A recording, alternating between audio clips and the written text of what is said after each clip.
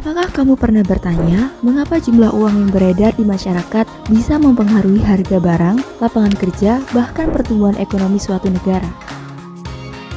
Sebelum kita mulai, perkenalkan kami dari kelompok 5 yang akan membantu menjelaskan materi ini. Dalam video pembelajaran kali ini, kita akan membahas tuntas tentang teori penawaran uang, mulai dari memahami apa itu penawaran uang, membedakan M1 dan M2, mengenali faktor-faktor yang mempengaruhinya, hingga menganalisis dampak terhadap perekonomian. Yuk siapkan catatanmu dan mari kita pelajari bersama bagaimana penawaran uang menjadi salah satu kunci dalam menjaga stabilitas ekonomi.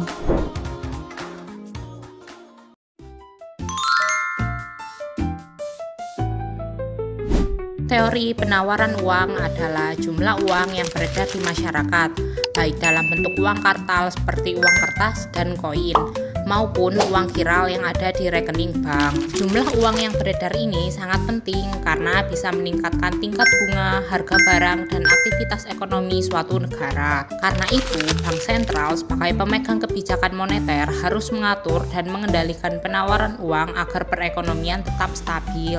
Contoh penawaran uang yang bisa kita lihat ketika Bank Sentral mencetak lebih banyak uang. Misalnya saat pemerintah membutuhkan anggaran tambahan untuk menjalankan program negara. Ketika banyak masyarakat ingin membuka usaha, mereka mengajukan pinjaman ke bank sehingga permintaan uang meningkat. Untuk memenuhi kebutuhan tersebut, penawaran uang juga ditambah agar kegiatan ekonomi terus berjalan lancar. Jadi, penawaran uang adalah jumlah uang yang beredar di masyarakat, baik uang kartal maupun giral, dan memiliki peran yang sangat penting dalam menjaga keseimbangan ekonomi. Dengan kata lain, penawaran uang itu ibarat keran air. Kalau kebanyakan bisa bikin inflasi, tapi kalau terlalu sedikit, ekonomi bisa melambat. Karena itu, Bank Sentral harus mengaturnya dengan tepat.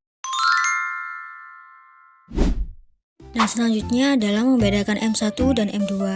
M1 atau yang disebut dengan Nero Money, jenis uang yang paling cair karena dapat segera dibelanjakan. M1 terdiri dari uang kartal dan uang giral. Nah, uang kartal itu yang biasanya dipakai seperti uang kertas dan uang logam yang dikeluarkan oleh Bank Indonesia. Sedangkan uang giral adalah alat pembayaran berupa surat-surat berharga yang dikeluarkan oleh bank-bank umum. Contohnya seperti giro, kartu kredit, wesel maupun cek.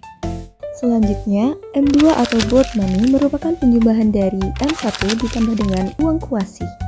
Uang kuasi dapat disebut dengan near money, yaitu bentuk kekayaan finansial yang dapat segera diuangkan, meskipun secara langsung ia tidak berfungsi media tukar atau tidak bisa digunakan sebagai alat pembayaran. Tapi, uang kuasi ini dapat diubah dengan tepat menjadi uang kartal atau uang giral.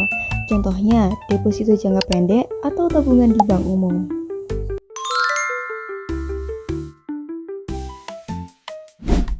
Selanjutnya, identifikasi faktor yang mempengaruhi penawaran uang. Faktor yang pertama adalah pendapatan. Pendapatan sendiri merupakan jumlah uang yang diterima oleh masyarakat pada jangka waktu tertentu. Jadi, semakin tinggi pendapatan masyarakat, maka semakin besar pula jumlah uang yang beredar dan jumlah yang diminta di masyarakat. Begitu juga sebaliknya, bila pendapatan masyarakat rendah, maka semakin kecil pula jumlah uang yang beredar dan yang diminta di masyarakat. Hal ini dikarenakan konsumsi dan tabungan akan bertambah seiring dengan meningkatnya pendapatan. Untuk faktor kedua adalah harga barang. Apabila harga barang saat naik, maka peredaran uang akan semakin cepat karena dibutuhkan banyak uang untuk membeli barang tersebut. Sehingga dalam hal ini harga barang atau jasa mempengaruhi permintaan dan penawaran uang. Fasilitas kredit. Adanya fasilitas kredit dapat mempengaruhi jumlah uang yang beredar di pasar. Jika masyarakat suka akan penggunaan kredit, maka dengan sendirinya penggunaan uang tunai akan berkurang. Begitu juga sebaliknya, yaitu kebijakan Bank Sentral. Bank Sentral memiliki alat kebijakan moneter untuk mengendalikan jumlah uang yang beredar. Misalnya, melalui operasi pasar terbuka, Bank Sentral dapat membeli atau menjual surat berharga. Pembelian akan menambah jumlah uang beredar, sementara penjualan akan menguranginya. Yang pertama adalah pengaruh terhadap tingkat suku bunga. Penawaran uang yang meningkat dapat menurunkan tingkat suku bunga, sehingga masyarakat cenderung untuk meminjam uang dan melakukan investasi. Penawaran uang yang menurun dapat meningkatkan tingkat suku bunga, sehingga masyarakat lebih cenderung untuk menabung. Yang kedua yaitu pengaruh terhadap inflasi. Penawaran uang yang berlebihan dapat menyebabkan inflasi, karena meningkatnya jumlah uang yang beredar dapat mendorong harga-harga barang dan jasa naik. Penawaran uang yang terlalu rendah juga dapat menyebabkan deflasi. Yang ketiga ada pengaruh terhadap pertumbuhan ekonomi. Penawaran uang yang optimal dapat memacu pertumbuhan ekonomi dengan meningkatkan investasi dan juga konsumsi. Jika penawaran uang terlalu tinggi atau terlalu rendah, dapat menyebabkan ketidakstabilan ekonomi. Dampak terhadap neraca pembayaran. Ketika penawaran uang naik, nilai mata uang suatu negara melemah, yang membuat barang ekspor menjadi lebih murah bagi pembeli di luar negeri dan barang impor menjadi lebih mahal bagi penduduk domestik. Akibatnya, ekspor meningkat dan impor menurun. Sebaliknya, saat penawaran uang turun, nilai mata uang menguat membuat ekspor lebih mahal dan impor lebih murah, yang cenderung mengurangi ekspor dan menambah impor.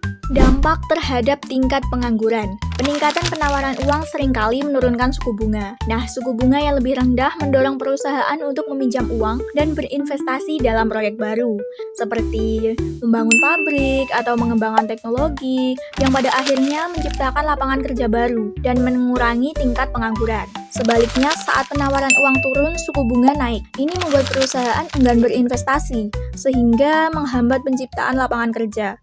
Nah, itu dia pembahasan kita mengenai teori penawaran uang. Semoga penjelasan ini bisa membantu teman-teman lebih memahami bagaimana uang yang beredar bisa mempengaruhi perekonomian. Jangan lupa terus belajar dan peka terhadap fenomena ekonomi di sekitar kita, karena teori yang kita pelajari hari ini sangat dekat dengan kehidupan sehari-hari. Terima kasih sudah menyimak, sampai jumpa di video pembelajaran berikutnya.